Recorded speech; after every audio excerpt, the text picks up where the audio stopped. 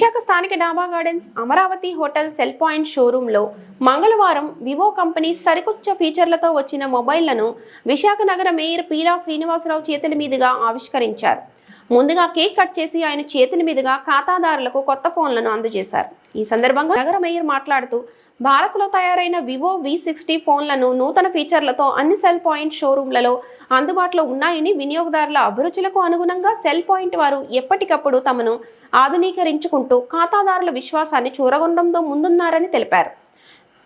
Vivo AGM SB Santosh phone యొక్క వివరాలను ఖాతాదారులకు వెల్లడించారు.